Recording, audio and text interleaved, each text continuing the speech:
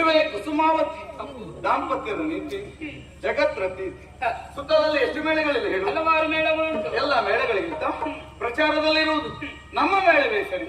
ಸೃಷ್ಟಿಕರ್ತೆ ಎನ್ನುವಾಗ ಹೆಸರನ್ನು ಪಡೆದವ ಬ್ರಹ್ಮ. ಬ್ರಹ್ಮನಿಂದ ಸೃಷ್ಟಿಯಾಗಬೇಕು ಅಂತಾದ್ರೆ ಮೊದಲಾಗಿ ಬಾಣ ಪ್ರಯೋಗವಾಗಬೇಕು.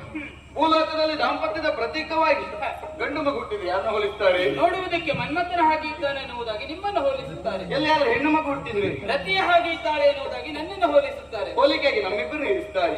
ಅವರೆಲ್ಲ ನಮ್ಮನ್ನ ಹೊಳ್ತಾರೆ ಅನ್ನುವಲ್ಲಿಗೆ ನಮ್ಮನ್ನ ನಾವೇ ಹೊಗಳಿಕೊಂಡ್ರೆ ಏನಾಗ್ತದೆ? ಅತಿಶಯ ಆಗ್ತದೆ. ಒಂದು ವಿಚಾರವನ್ನು ಹೇಳಬೇಕು. ಏನದು? ದೇವೇಂದ್ರ ಬಂದ ಆಡಿರುವಂತ ಮಾತು, ತಾರಕಾಸುರ ಎನ್ನುವಂತ ದೈತ್ಯ ಲೋಕ ಕಂಟಕನಾಗಿ ಮೆರೆಯುತ್ತಾ ಇದ್ದಾನಂತೆ. ಅವನ ವಧೆ ಆಗ್ಬೇಕು ಅಂತ ಆದ್ರೆ ಹರ ಗಿರಿಜೇರು ಒಂದಾಗಬೇಕು. ದಾಕ್ಷಾಯಣಿಯನ್ನು ಕಳೆದುಕೊಂಡಂತಹ ವೈರಾಗ್ಯವನ್ನು ತಾಳಿದ್ದಾರೆ. ಅವನ ತಪವನ್ನು ಕೆಡಿಸಿದ್ದಕ್ಕೆ ಹೊರಟು ವಲ್ಲಭ